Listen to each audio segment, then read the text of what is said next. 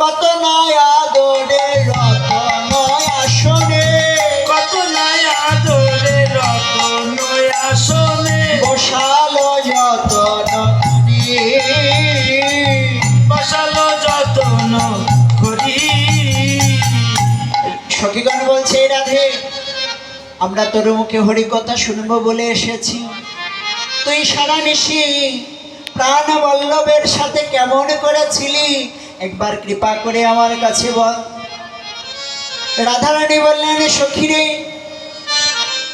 আমি আমার প্রাণ বল্লভের কাছে সারা নিশি কেমন করে কাটিয়েছি সেই কথা তোদের কাছে বলবো, তোরা আমার মরম সখী।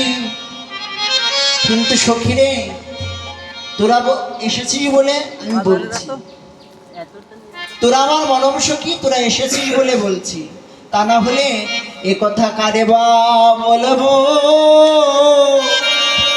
আরে কথা কারে বা বলবো, এই কথা কারে বা বলবো, এই কথা কারে বা বলবো। যে সমবেথার ব্যথি দেবিলে। সত্যি রে, আমার মনের ব্যথা, আমার মনের কথায় আমি কারে বা বলবো, তোরা আমার মরম সখী, তাই তোদের কাছে বলছি শোন, আমি এই কথা কারে বলবো, আমার সাথে আমার প্রাণবধূর কথা, এই জগতে হরি কথা।